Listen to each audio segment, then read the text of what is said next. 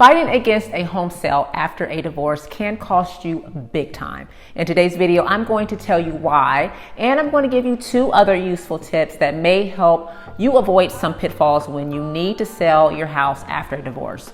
As an agent who specializes in divorce real estate transactions, I've had my share of challenging situations, and I get it. Divorce is hard, it's stressful, and very emotional, which is why it's even more essential to have as much information as possible to help you decide your next move.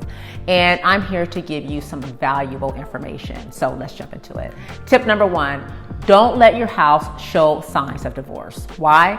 Because if a buyer or his or her agent has any inclination that you are selling because of a divorce, they will more than likely use it as leverage and try to get you agreed to a lower price or terms that do you no justice. Most divorcing couples are motivated sellers, and motivated sellers tend to sell for less, but that doesn't mean you have to. It is still your equity, and you deserve as much of it as possible.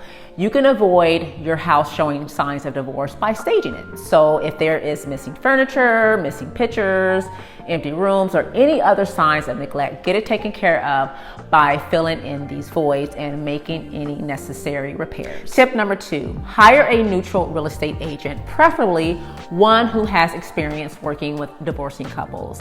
Hiring a neutral agent avoids allies being created and any feelings of isolation and mistrust.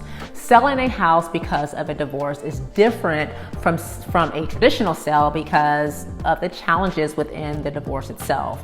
You'll want an agent that can effectively communicate between both parties, one who you both trust, someone who can handle the emotional conflict of selling the home, and someone who understands the timelines of divorce proceedings. Tip number 3, as hard as it might be, avoid fighting about the sale because doing so can cost you financially and emotionally.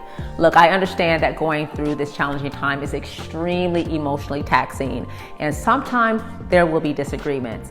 But if you can keep the end goal in mind, which is to get your house sold as quickly as possible so you can move on with your life, then it will be so beneficial for you both in the long run.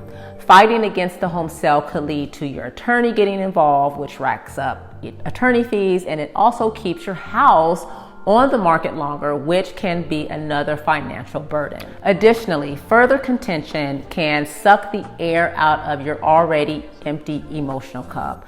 There is a lot to ponder and consider when you are facing a divorce. As a matter of fact, I will be discussing more tips in my future videos, so please make sure you subscribe to continue getting these gems that will help you navigate this process. Now, if you need to talk to someone about what the sale of your home looks like when divorcing, click the link below to schedule a chat session with me. I would love to have a private conversation with you. Thanks for tuning in. I'm Renee the Realtor, and I will see you in the next video.